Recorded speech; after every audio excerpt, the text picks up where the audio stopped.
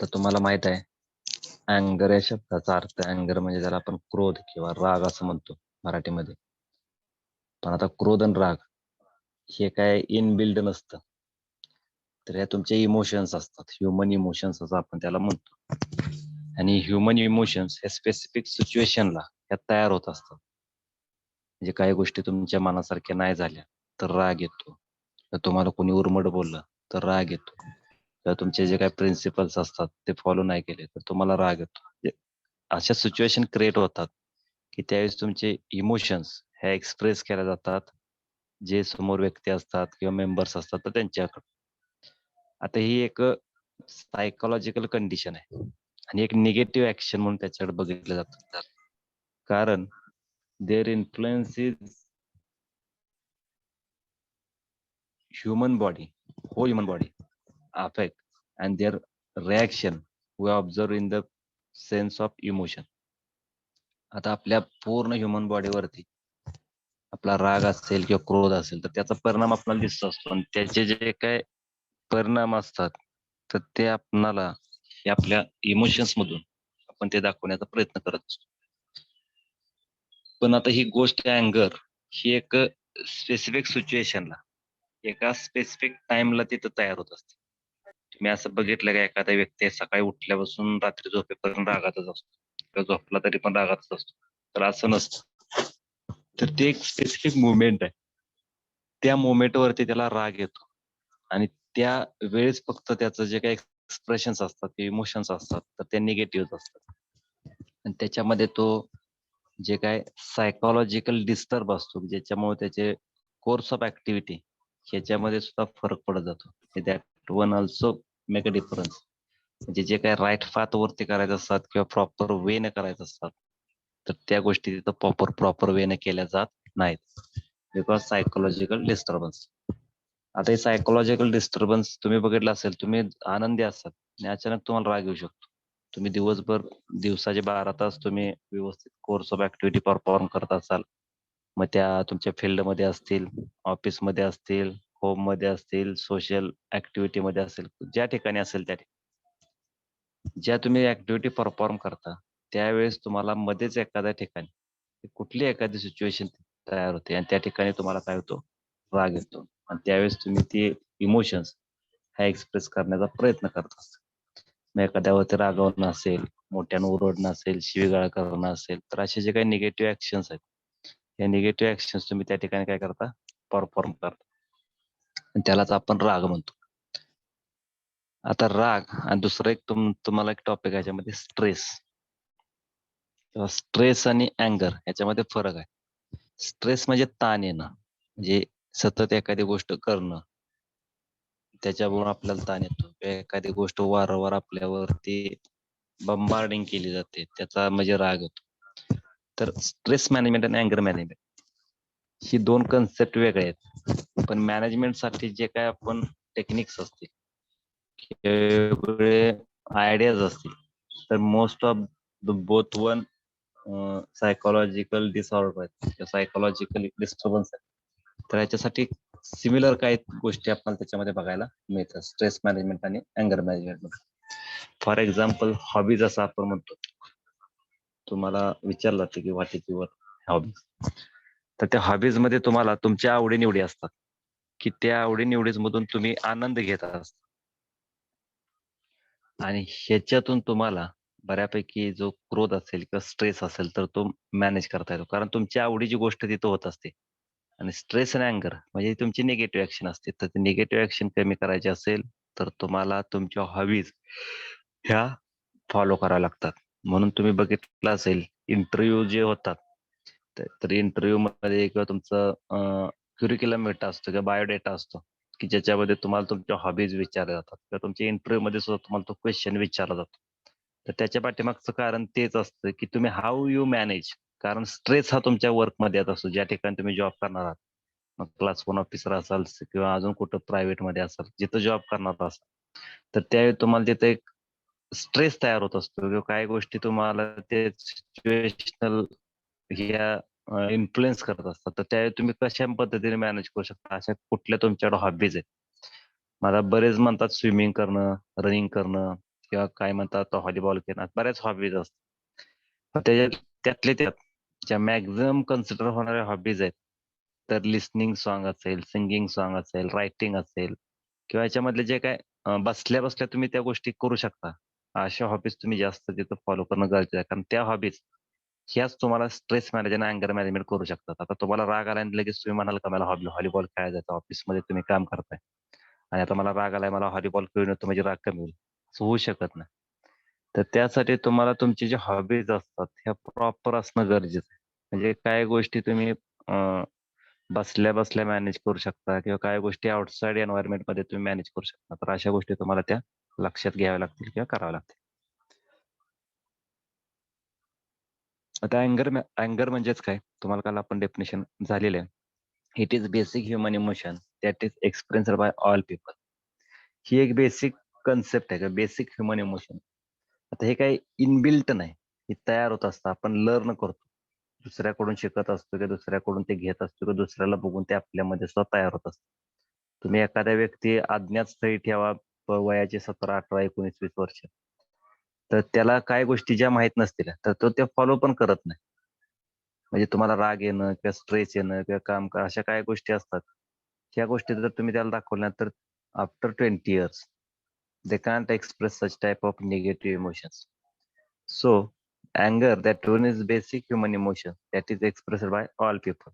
हे प्रत्येक मनुष्य, तुम्ही कोणीही म्हणाल, स्वामी विवेकानंद असू देत किंवा तुमचे कुठले आपले सोशल फिलॉसॉफर्स जे सगळे आहेत, म्हणजे जे काही समाजसेवक आहेत किंवा जे समाजासाठी काम करतात किंवा समाज डेव्हलप करण्यासाठी जे डिवोट करतात, असे सगळ्यांना राग येतो. आता तुम्ही बघितलं असेल महात्मा गांधी, जे आपले सोशल फिलॉसॉफर्स आहेत, त्यांना सुद्धा राग येत होता. का राग येत होता? जे आपण नॉन व्हायलन्स एजिटेशन करतो, चळवळ आपण अहिंसेच्या मार्गाने त्या चळवळी करतो. तर त्याच्यामध्ये तुमचं पार्टिसिपेशन असेल किंवा तुमचं कॉन्सन्ट्रेशन असेल किंवा तुमचं स्ट्रेंथ्स असतील. तर ह्या गोष्टी तिथं जर पटल्या नाही तर गांधीजींना सुद्धा तिथं राग येत होता किंवा गांधीजी सुद्धा त्या पद्धतीनं रिॲक्ट होत होते. तर ह्या बेसिक ह्युमन इमोशन्स आहेत ह्या प्रत्येकाला कुणी असू देत आता आपले शिवाजी महाराज असू देत किंवा काय त्यांना सुद्धा राग येतो म्हणजे जे काय रयतेवरती त्रास होत होता किंवा जनतेला त्रास होणं किंवा जनतेला विनाकारण वेठीस धरणं अशा ज्या काही गोष्टी मुघलांकडून केल्या जातात त्याचा राग येत होता त्यात. म्हणजे अशी एकही व्यक्ती नाही की त्याला राग आलेला नाही. सगळ्या व्यक्तींना हा राग येत असतो. तर त्याचे इम्पॅक्ट जे चांगले सायकोलॉजिकल स्ट्रॉंग असतात ते पॉझिटिव्ह इम्पॅक्ट घेतात. जे सायकोलॉजिकल स्ट्रॉंग नसतात, वीक असतात, तर त्याचे तुम्हाला निगेटिव्ह इम्पॅक्ट बघायला मिळतात. त्यामुळे ह्या बेसिक ह्युमन इमोशन्स आहेत. All of you also will remember regarding the anger and how to manage your anger. आणि शक्यतो क्रोध हा किंवा राग हा मॅनेज करण्याचा प्रयत्न करा कारण त्याचे वाईट परिणाम तुम्हाला समाजामध्ये बघायला मिळतात. रागाचे बरेच वाईट परिणाम असतात तर ते तुम्हाला तिथं बघायला मिळतात. Please mute your audio with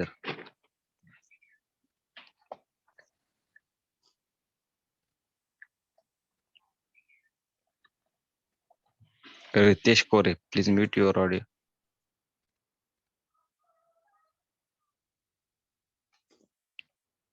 त्यानंतर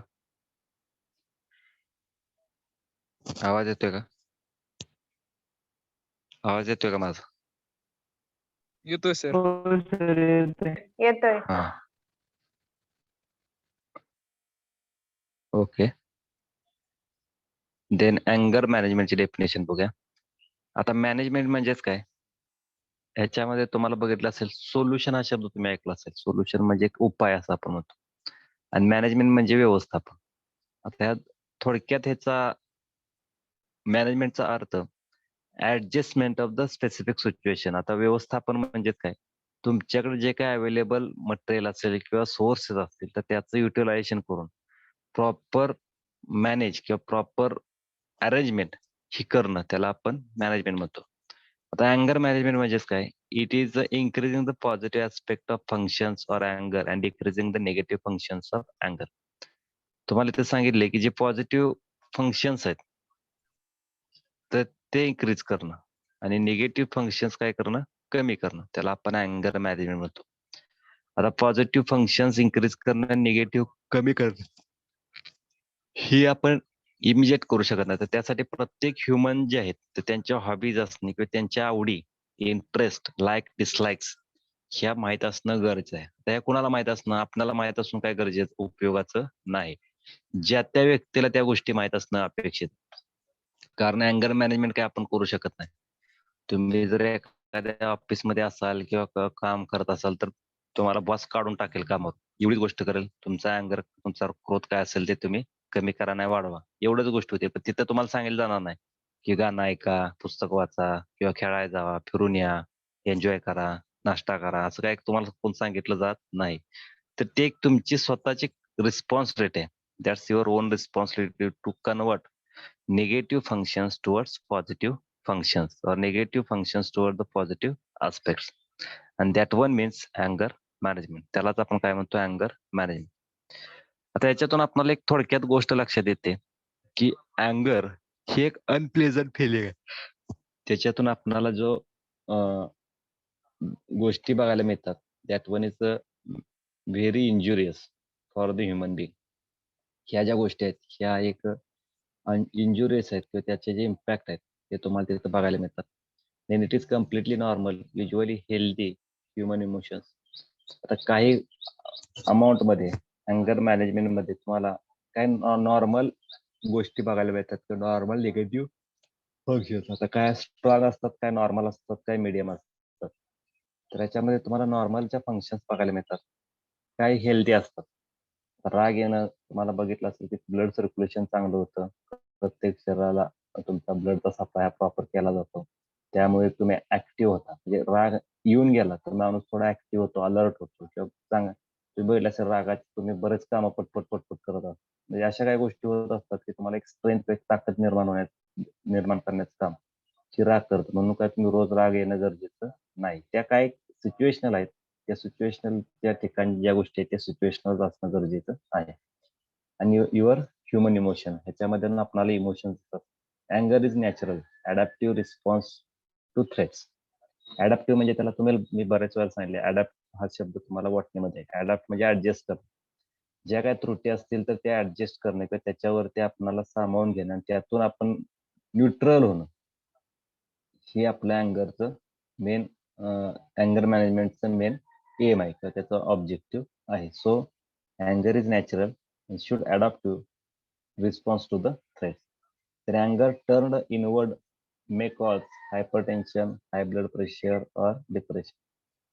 आता जर आपण हा अँगर मनाला लावून घेतला, म्हणजे आपल्या सायकोलॉजिकली आपण जर त्याचं जास्त कॉन्सन्ट्रेशन करते, जास्त रिमाइंड केलं, तर त्याचे जे परिणाम आहेत तर ते हायपरटेन्शन असतं, म्हणजे आवश्यकतेपेक्षा जास्त ताण येणं, ब्लड प्रेशर वाढणं आणि डिप्रेशन मध्ये जाणं, या गोष्टी आपल्याला बघायला मिळतात. त्यानंतर what is the importance of अँगर मॅनेजमेंट. तर अँगर मॅनेजमेंट करणं गरजेचं आहे का? तर ते गरजेचं आहे, कारण ते सायकोलॉजिकल डिस्टर्बन्स आहे आणि ते जर तुम्हाला कंटिन्युअस जर राहिले, तुम्हाला दररोज किंवा रोजच्या लाईफ मध्ये किंवा टाइम मध्ये किंवा तुमच्या इकॉनॉमिक्स मध्ये हा इन्फ्लुएन्स होऊ शकतो, परिणाम होऊ शकतो. म्हणजे तुमचा पैसा वाया जाऊ शकतो, वेळ वाया जाऊ शकतो, तुमच्या कुठले कामं होणार नाहीत. म्हणजे हे पूर्ण तुमच्या लॉसेस हे तुमच्या अँगर वरती असतात. त्यामुळे अँगर मॅनेजमेंट करणं गरजेचं आहे, कारण हे लॉसेस जर रिड्यूस करायचे असतील तर अँगर मॅनेजमेंट अतिशय गरजेचं आहे. तर अँगर is a psychological disturbance which affect whole body. So management दिलाय आपल्या पूर्ण बॉडी त्याचा परिणाम होत असतो. क्रोध नियंत्रित करणं किंवा त्याचं व्यवस्थापन करणं गरजेचं आहे. Maintaining personal relationship. राग आला तर आपली रिलेशनशिप ब्रेक होऊ शकतात, तर त्यामुळे आपले रिलेशनशिप जर मेंटेन करायचे असतील तर रागावरती नियंत्रण ठेवणं गरजेचं आहे.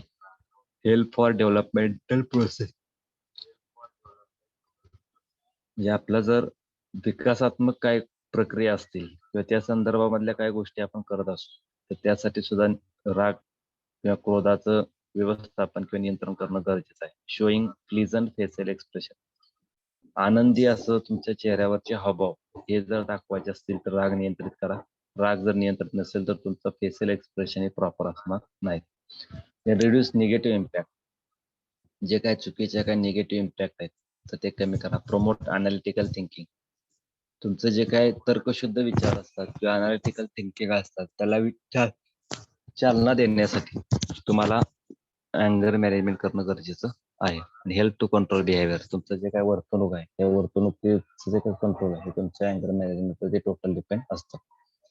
देन बॉडी रिॲक्ट टू अँगर. आता बॉडीमध्ये काय काय परिणाम होतात ज्यावेळी तुम्हाला राग येतो, तर त्याच्यामध्ये facial expression shows the negative and change in behaviour. तुमचं जे काही फेशियल एक्सप्रेशन आहे ते पूर्ण फेशियल एक्सप्रेशन चेंज होतं आणि तुमच्या बिहेवियर मध्ये सुद्धा त्याचा परिणाम दिसून येतो. आय बिकम रेड, डोळे लाल होतात.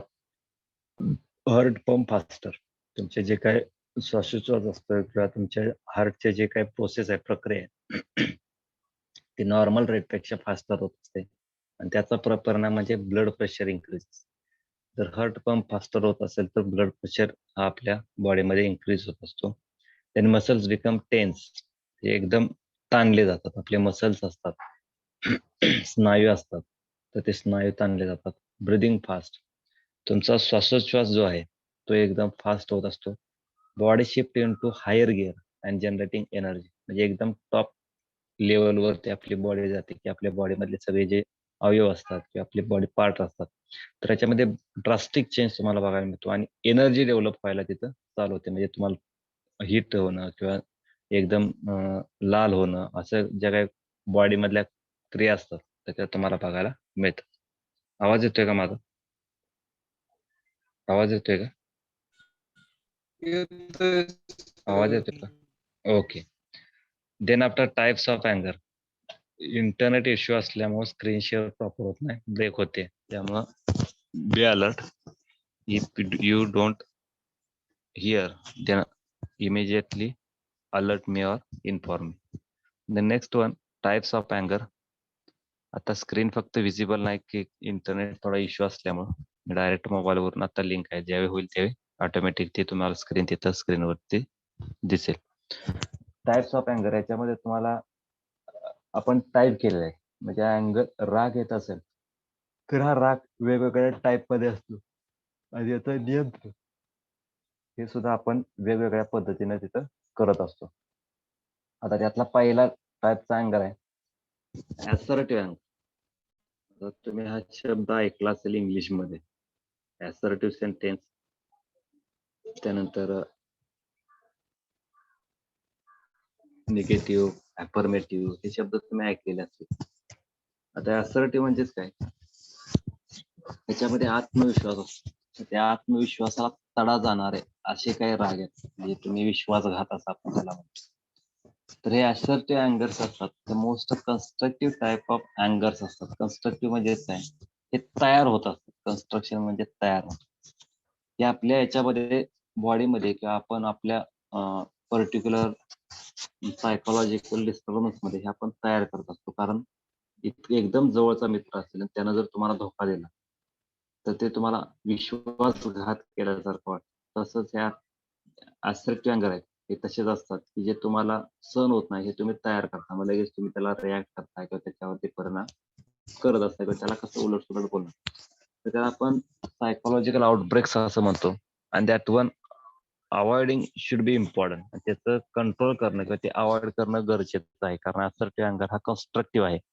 ते नॅचरल नाही किंवा तो तुम्ही सडन सिच्युएशन मध्ये येत नाही, तर तो तुम्हाला कधी तुम्हाला येऊ शकतो. त्याचं मॅनेजमेंट करणं गरजेचं आहे. तर त्यासाठी तुम्हाला असर्टिव्ह अँगर इज पॉवरफुल मोटिवेटर. काही वेळेस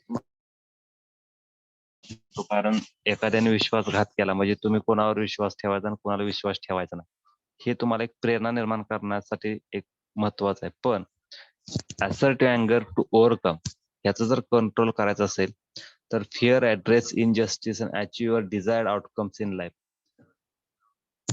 तुम्हाला जे काय भीती असते किंवा तुम्हाला जो न्याय मिळत नाही किंवा ज्या ठिकाणी तुम्हाला डिझायर्ड आउटकम्स मिळत नाही, तर त्या गोष्टीवरती तुम्हाला काय करावं लागतं, जास्त लक्ष ठेवावं लागतं आणि तिथं मॅनेज करणं गरजेचं असतं. Second one type, behavioural अँगर.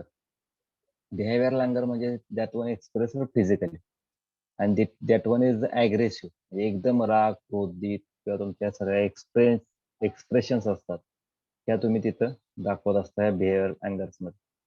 आणि बिहेवियरल अँगल जर रिड्यूस करायचं असेल किंवा मॅनेज करायचं असेल तर तुम्हाला फिलॉसॉफर थॉमस पेन यांनी सांगितलं द ग्रेटेस्ट रेमेडी फॉर अँगर is delay. and this is especially valuable advice for behavioral anger management. If you feel your anger rising, take a moment to calm down before you do something you may regret. म्हणजे तुम्ही माफ करण्याचा प्रयत्न करा किंवा जो राग आहे तो राग यायच्या अगोदर काही गोष्टी असतील किंवा शांत राहण्याचा प्रयत्न करा, कारण हा जो बिहेवियरल अँगर आहे, हा बिहेवियरल अँगर हा फिजिकल आहे, मोर अग्रेसिव्ह आहे. That's why you should try to manage by using calm down your movement in your physical life and take it easy. ज्या काही गोष्टी असतात त्या तुम्हाला इझी घ्यायच्या आहेत, काही गोष्टी तुम्हाला सोडून द्यायच्या आहेत, त्या रेग्रेट करायच्या आहेत. त्यानंतर क्रोनिक अँगर इज अन ऑनगोईंग. आता हा तुम्ही शब्द ऐकला असेल,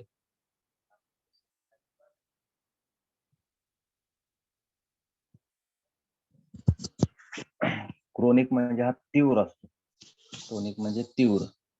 क्रोनिक अँगर is an ongoing generalised resentment of other people, frustration with a certain circumstances, and anger towards oneself.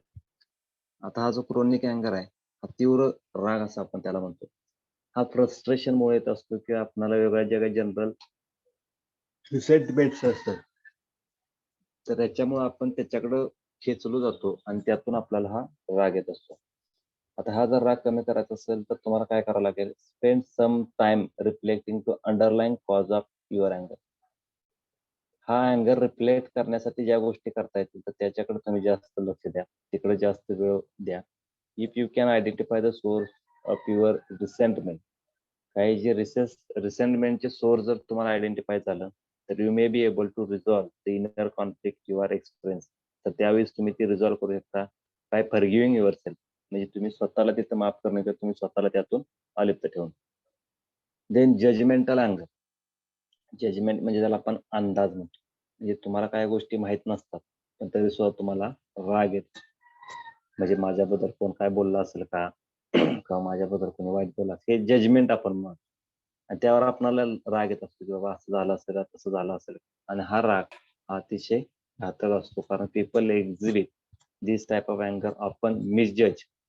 हे मिसजज झाल्यामुळे हा अँगर येत असतो. मग कोणाही बद्दल, आपल्या जवळचा मित्र असेल, आपलं फॅमिली असेल, फॅमिली मेंबर्स असतील किंवा सोशल मेंबर्स असतील, कुणावरही आपण हा राग तिथं आपला हा राग तिथं येऊ शकतो. त्यामुळे तुम्हाला हा जजमेंटल जो अँगर आहे, हा जजमेंटल अँगर हा तुम्ही तुमच्या विचारानुसार किंवा तुमचे जे काय तुमचं मिसजजमेंट असेल तर त्याच्यावरती मोस्टली हा डिपेंड असतो. आणि हा जर मॅनेज करायचा असेल तर comment for explain the light shade of different situation circumstances are really as simple as they seem on the surface. Other people's perspectives can also give you valuable insight into the possible solutions to the life challenges. हे judgemental अँगर manage जर करायचं असेल तर तुम्हाला त्या situation नुसार राहावं लागेल, त्या सिच्युएशन कन्फर्म करावं लागते आणि ते सिच्युएशन कन्फर्म असतील तरच तो जजमेंटल अँगर हा तुम्ही एक्सप्रेस करा. Otherwise you don't get that such type of anger and you face or make a specific solution on such type of anger. Then next one, overwhelmed anger.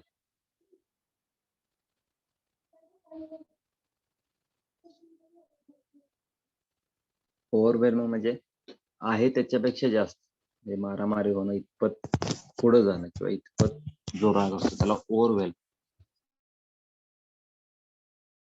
करण्याच्या पलीकडे जाणं, असा जो राग असतो त्याला ओव्हरवेल्म्ड अँगर असं म्हणतो.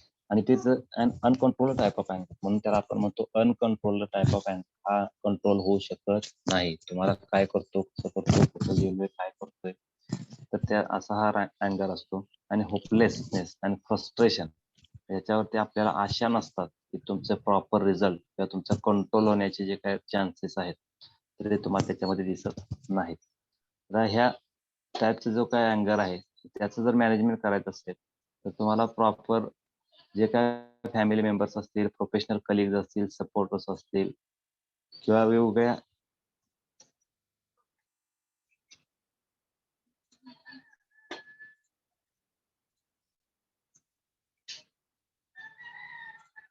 वेगवेगळे तुमचे जे कलिग्स असतात तर हे तुमचे फक्त ट्राय करू शकतात हा कंट्रोल होणं अपेक्षित नसते किंवा ते अपेक्षित होत नाही, कारण त्याच्यामध्ये तुमचा जो राग असतो हा अनकंट्रोल टाईप आहे की त्याच्या जो नॉर्मल अँगर आहे त्याच्या पलीकडचा तो अँगर असतो.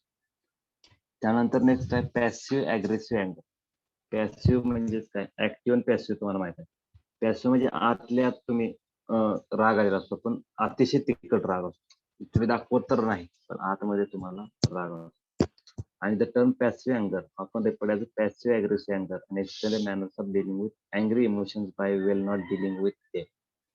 त्याच्यामध्ये तुम्ही आतल्यात क्रोधित झालेला असता, आतल्यात तुम्हाला तो राग आलेला असतो आणि people with this expression style आपण avoid dealing with the situation. आणि याच्या वेळेस जे व्यक्ती असतात तर ते इतर सिच्युएशन असतात तर त्याला डील करणे याच्यावर ते काय करत असतात, त्याच्यापासून अलिप्त राहत असतात किंवा त्या अवॉइड करत असतात.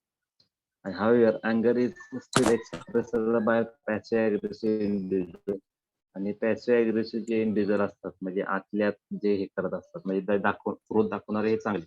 पॅसिव्ह अग्रेसिव्ह अँगर हा कधीही चांगला नसतो आणि हा मोस्टली तुम्हाला हजबंड अँड वाईफ त्याच्यामध्ये दिसत असतो. Husband and wife are watching TV. Husband Jack want to watch his favorite TV show. The wife would like to watch the movie.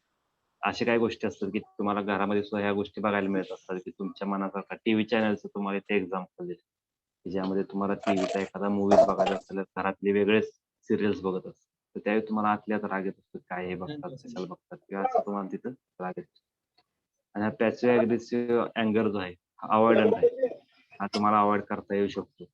हे तुम्ही सवयीनुसार तुमच्या हॅबिच्युअल एक्सप्रेशन आहेत तर त्याच्यामधले जे काही चेंजेस आहेत तर त्यानुसार तुम्ही त्याच्यामध्ये बदल घडू शकता. ज्या गोष्टी तुम्हाला आवडत नाहीत तर त्या आवडण्याचा प्रयत्न करा. ते जर तुम्हाला सिरियल्स बघायला वाटत नसेल ते बघण्याचा प्रयत्न करा. तुम्हाला सिरियल बघायची नसेल तर तुम्ही तिथून उठून जाण्याचा प्रयत्न करा. दुसरे काय तर तुमच्या हॉबीज असतात तर त्या फॉलो करण्याचा प्रयत्न करा. तर हे त्याच्यावरती मॅनेजमेंट करण्याचे उपाय आहेत. आणि असर्टिव्ह कम्युनिकेशन टेक्निक त्याच्यामध्ये तुम्हाला ज्या काय अँगर क्रिएट करणाऱ्या ज्या काही गोष्टी असतात तर त्या डेव्हलप न करणं, फ्रस्ट्रेशन मध्ये न जाणं, कॉन्फिडन्स फेस क्रिएट करणं, या गोष्टी जर केल्या तर तुमचा अँगर मॅनेजमेंट होऊ शकतो. रिटेल अँगर Hi, sweetie. Hi, sweetie. Doggy time. Please mute your audio. Who is there? Retaliatory अँगर म्हणजे आपण त्याला बदला घेणं असं म्हणतो, जशाच त्याला आपण रिटेलिटरी अँगर म्हणतो. आता six type of अँगर arises due to perceived wrong doing of the recipient of अँगर. एखाद्यानं समोर गोष्ट तुमच्या न आवडण्यासारखी केली समोर तुमच्या समोर तर त्याला आपण रिटेलिटरी अँगर म्हणतो.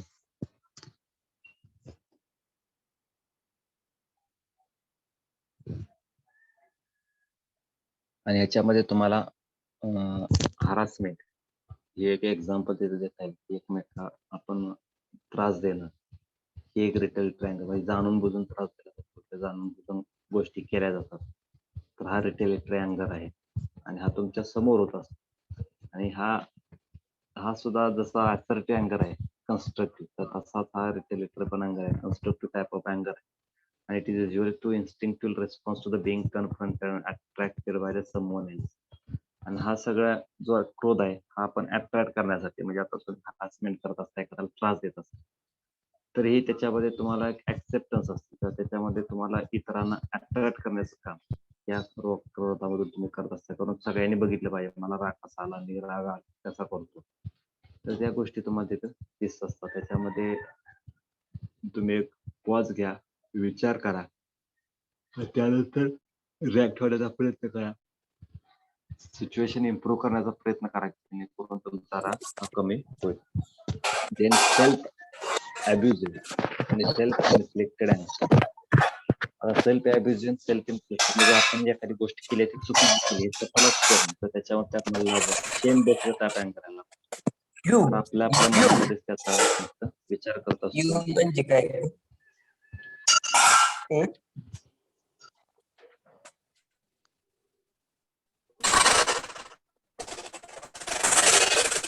नवनाथ देव का ते काय पाहिजे? म्हणजे काय? Navnath Navnath Devkate. What you want?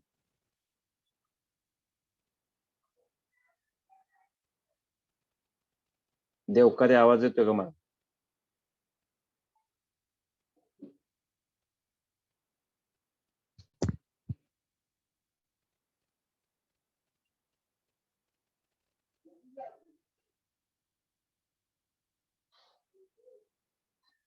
Devkate आवाज येतोय?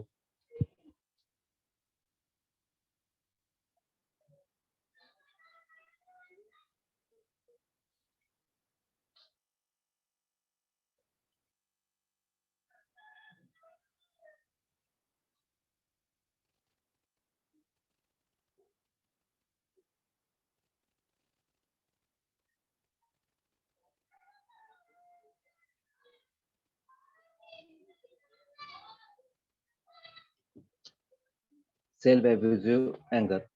हा जो अँगर आहे हा आपणाला स्वतःलाच येत. आपण आपल्या ज्या काही गोष्टी करतो त्याच्यावरती आपल्याला राग येत असतो.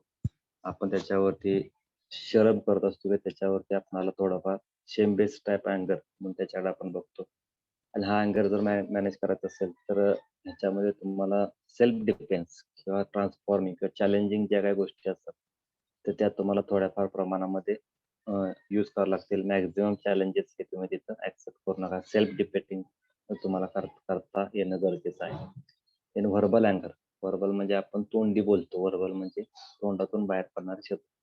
It is often seems as a less dangerous than behavioural अँगर. आता तोंडातून जे शिवीगाळ वगैरे करतात किंवा तोंडातून राग व्यक्त करतात तर हा थोडा लेस डेंजरस असतो. हा तात्पुरता असतो. एकमेकाला आपण शिवीगाळ करत असतो, मोठ्यानं बोलत असतो, ओरडत असतो, वेगळे शब्द वापरत असतो. पण हा अँगर हा थोडा डेंजरस कमी आहे बिहेवियरल अँगर पेक्षा. But it can be form of emotional and psychological abuse, and that deeply hurts the target of one's anger. Verbal abuse may be expressed as a furious shouting, threats, ridicule,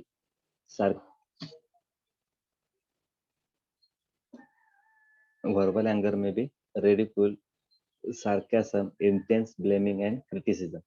याच्यावरती तुम्ही blame देणं, criticise करणं, चुका शोधणं किंवा एखादं rude ridiculous expression देणं तर हे व्हर्बल अँगर मध्ये तुम्हाला दिसून येते. Even if the word are on the tip of your tongue, take a breath before the speech, then another one, the tempering as it may be to be blood and first angry response that comes to the mind when you are upset. तर काही गोष्टी या तुम्ही verbal अँगर ज्यावेळी manage करायचं असेल तर तुम्ही थोडाफार ब्रिदिंग श्वासोच्छ्वास नॉर्मल करण्याचा प्रयत्न करा. बोलण्याच्या आधी श्वास घ्या की जेणेकरून तुम्हाला त्याच्यामधून जे काय तुम्ही वाईट वगैरे बोलणार आहात तर ते लगेच तुम्ही विचारांती तिथं बोलू शकता. अपसेट होऊ नका. थोडं काम किंवा शांत होण्याचा प्रयत्न करा. देन व्हॉलाटाईल अँगर. व्हॉलाटाईल म्हणजे चटकन येणं आणि चटकन निघून जाणं. व्हॉलाटाईल म्हणजे उडून जाणं असं आपण त्याला. तर हा व्हॉलाटाईल जो अँगर असतो हा अनफॉर्च्युनेट म्हणजे ह्याच्यामध्ये काही गोष्टी असतात की त्या न कळत हे तुम्हाला तिथं येत असतात आणि न कळत येणाऱ्या गोष्टी जर त्या काही कालावधीनंतर कमी होत असतात. तर हा थोडा एक रिलॅक्स करणारा अँगर आहे. पण हा तुम्हाला थोडं काळजी घेणं किंवा याच्यामध्ये डीप ब्रिथिंग असेल किंवा एस्केल करणं, काढून टाकणं या गोष्टी तुम्ही तिथं फॉलो करू शकता. इन कन्स्ट्रक्टिव्ह अँगर. आता जे आपण ॲसर्टिव्ह अँगर बघितलं त्याचंच नाव आपण त्याला it is constructive type of अँगर म्हणजे आपण तयार करत असतो. गरज नसते पण आपण ह्या अँगर काय करत असतो तयार करत असतो. मग काही उगाच चुका शोधणं आता जसं असतात की बरेच विद्यार्थी असतात जर भांडण करायचं असेल तर उगाच काय तर नको असणाऱ्या गोष्टी करणं त्याची गरज नसेल अशा गोष्टी तिथं बोलणं की त्यातून ते कन्स्ट्रक्टिव्ह अँगर तिथं तयार होतो. आणि हा अँगर हा जाणून बुजून केला असतो. हा इनबिल्ड नसतो, नॉर्मल नसतो, ते नॅचरल नसतो. देन शेम बेस्ड अँगर. शेम म्हणजे लाज आहे किंवा आपल्याला नकोच वाटतं. People exhibit this type of अँगर सिम्पली कॅनॉट टॉलरेट क्रिटिसिझम. तर काही गोष्टी आपल्याला तिथं समोरच्याने जर चुका आपल्या शोधून काढल्या आणि आपल्याला क्रिटिसाइज केली म्हणजे तुमच्यावरती टीका करणं, टिप्पणी करणं त्यावेळेस आपल्याला तिथं लाज वाटते की आपल्याला शरम येते. आपण त्याच्यावरती एम्ब्रास होतो आणि हा याच्यावरती आपण आपल्यावरती टीका टिप्पणी होत असल्यामुळे हा शेम बेस्ड अँगर तिथं येत असतो. त्यानंतर सडन अँगर. सडन म्हणजे इट मीन्स अँगर seems to come out nowhere जिथं असेल तिथे एकदम येणारा अँगर त्याला आपण सडन अँगर, अचानक येणारा अँगर. टेन टू हॅपन क्विकली आणि it is usually over just as a quick. हा एकदम क्विकली येणारा अँगर आहे आणि ह्याच्यामध्ये तुम्हाला ह्या अँगरचे जे काय डिस्ट्रक्शन्स आहेत किंवा ह्याच्यामधून होणारे जे वेगळे इन्फ्लुएन्स आहेत हे तुम्हाला त्या पर्टिक्युलर सिच्युएशन मध्ये दिसतात. आणि हॅबिच्युअल अँगर, हॅबिच्युअल म्हणजे एखाद्याला सवयीच असते की रोज त्याला थोडा का होईना राग येतो, त्याच्या सवयीमध्ये असतात आणि ती एक हॅबिटच असते. राग येणे ही त्याची सवय किंवा हॅबिट असते.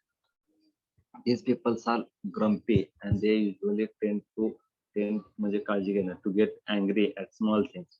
छोट्या छोट्या गोष्टीवरती सुद्धा ते क्रोधित होत असतात किंवा त्यांना राग येत असतो. तर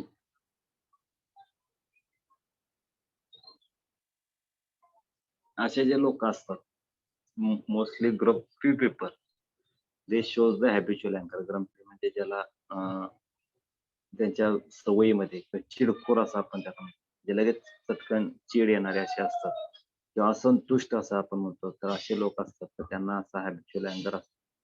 देन मोरल अँगर, हा तुम्हाला राग जो असतो हा तुम्ही स्टडीमध्ये बघता. नैतिक क्रोध असा आपण त्याला म्हणतो, हा चांगला असतो आणि हा येणं गरजेचं आहे.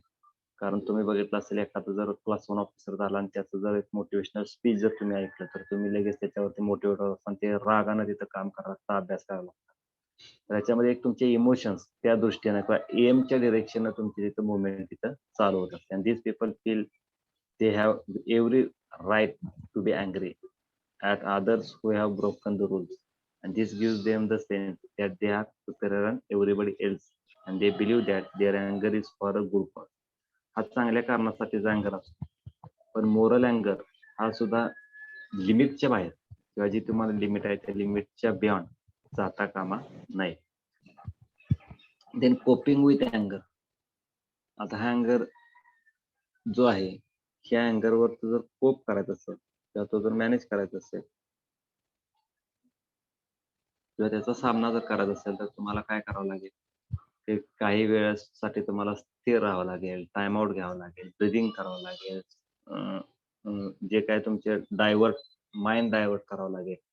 इन ह्युमर तुमची सद्सद्विवेक बुद्धी व्यवस्थित अलर्ट करावं लागेल. Do something physical to channel your energy, वेगळ्या काहीतरी गोष्टी करा जेणेकरून तुमच्यामध्ये एनर्जी तयार होईल. Go work on the hobby, तुमचे जे काही हॉबीज असतात तर त्याच्यावरती काम करण्याचा प्रयत्न करा, एन्जॉय करण्याचा प्रयत्न करा.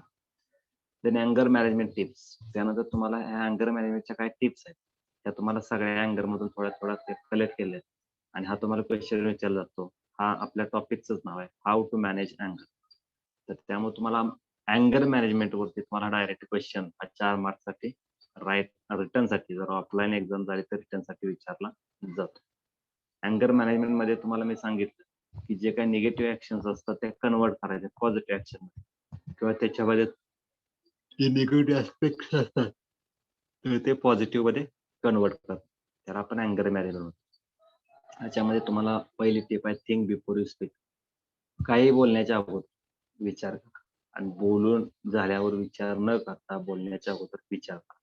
वन्स यू आर काम एक्सप्रेस युअर अँगर, ज्यावेळी तुम्ही शांत असता त्याच वेळी जास्तीत जास्त अँगर एक्सप्रेस करण्याचा प्रयत्न करा. कारण ज्यावेळी तुम्ही क्रोधित होता, शांत नसता, त्यावेळी राग आला तर तो राग हा कंट्रोल होण्यासारखा नसतो, not avoided. Get some exercise, काय एक्झरसाइज असतात ते तुम्ही करा अँगर कमी करण्यासाठी. मग ब्रिदिंग करणं असेल, प्राणायाम करणं असेल, मेडिटेशन करणं असेल, हे जे काही एक्झरसाइज असतात त्या सगळ्या फिजिकल ऍक्टिव्हिटी तिथे करा. टेक अ टाइम आउट, ज्या ठिकाणी तुम्हाला राग येतो तिथून तुम्ही टाइम आउट घ्यायचा, तिथून तुम्ही तिथं बाजूला व्हा. म्हणजे त्याच्यामध्ये तुम्हाला मोस्टली जे काही ब्रेक्स असतात म्हणजे आपण थोडाफार ब्रेक घेणे तर त्या ठिकाणी न थांबता ही गोष्ट इथं अवलंबून करा. आयडेंटिफाय पॉसिबल सोल्युशन, तुम्ही त्यातून जे काही पॉसिबल सोल्युशन्स आहेत ते पॉसिबल सोल्युशन्स आयडेंटिफाय करण्याचा प्रयत्न करा की जेणेकरून ह्याच्यातून तुमचा जो राग आहे तो राग कमी होईल. स्टिक विथ आय स्टेटमेंट, म्हणजे मी काय आहे त्याच्याबरोबर स्टिक व्हा, दुसऱ्याला दोष देत बसू नका. Don't blame, placing blame which might only increase the tension. use I statement to describe the problem. Be respectful and specific. For example, say I am upset. तुम्ही स्वतःलाच दोष द्या, इतरांच्यावर दोष देत असला तर तुम्हाला तिथं जास्त राग येणार. डोंट होल्ड अ ग्रुड, याच्यामध्ये तुम्ही एखादी गोष्ट जी आहे त्याला चिटकून बसू नका. म्हणजे दोष असेल, तिरस्कार असेल, हे जे अशी गोष्ट गुरुड म्हणजे त्याला आपण द्वेष किंवा तिरस्कार किंवा त्याला आपण निगेटिव्ह फिलिंग जसं आपण म्हणतो, त्या निगेटिव्ह फिलिंग्स तुम्ही तिथं अवॉइड करा. त्या निगेटिव्ह फिलिंग जर तुम्हाला येत असतील तर त्या माणसाचा पण विचार करू नका, त्या व्यक्तीचा किंवा त्या परिस्थितीचाही विचार करू नका. Use humour to release tension. सद्सद्विवेक बुद्धीचा वापर करा. Practice relaxation skill. तुम्हाला रिलॅक्स होण्यासाठी जे काही स्किल असतात तर ते स्किल फॉलो करा. Know when to speak help. Know when to speak seek help. म्हणजे तुम्हाला काय मदत आवश्यक असेल ते कंट्रोल करण्यासाठी तर तुम्ही तशी मदत घ्या. अँगर इश्यूज असतात तर ते कंट्रोल करण्यासाठी किंवा त्याचे कॉजेस असतात तर ते अवॉइडन्स असेल, फॉरगिव्हनेस असेल, रिग्रेट असेल, तर असे जे काही सीक हेल्प आहेत तर त्या हेल्प तुम्ही तिथं घेण्याचा प्रयत्न करा. ठीक आहे. तर असा आपला हा अँगर मॅनेजमेंट हा छोटासा टॉपिक आहे. याच्यावरती तुम्हाला डेफिनेशन अँगरची विचारली जाईल. शॉर्ट नोट तुम्हाला अँगर मॅनेजमेंट वरती विचारलं जाईल. त्यानंतर अँगर मॅनेजमेंटच्या टिप्स तुम्हाला विचारल्या जातील. अँगरची डेफिनेशन विचारली जाईल. याच्यापेक्षा दुसरा क्वेश्चन जास्त विचारला जाणार नाही. ठीक आहे. Then after new one topic in next lecture we start stress management. पुढच्या लेक्चर मध्ये आपण हा स्ट्रेस मॅनेजमेंट हा टॉपिक तिथं घ्यायचा आणि तिथून तो संपवायचा. पण आता पुढच्या आठवड्यामध्ये तुमची मिड टर्म एक्झाम आहे. मिड टर्म एक्झाम साठीचा जो सिलेबस आहे हा सिलेबस तुम्हाला सांगितलेला आहे, दिलेला आहे. त्याच्या नोट्स तुमच्यापर्यंत अवेलेबल झालेल्या आहेत. तर तुम्हाला universal human aspiration, happiness and prosperity 6% weightage हा टॉपिक आहे. Human values and ethics 6% weightage हा टॉपिक आहे. Human values and ethics, significance and sources, fundamental values, professional and environmental ethics आणि ICT इथिक्स. तर इथपर्यंत आपला सिलेबस आहे. आपल्याला 50% सिलेबस आपण या ठिकाणी कव्हर केलेलाच आहे. स्ट्रेस मॅनेजमेंट झाला की आपला 50% सिलेबस कव्हर होतोय. त्यानंतर remaining 50% syllabus after mid term exam. Okay. Then thank you for participating here and attending the meeting. Now I end this meeting for further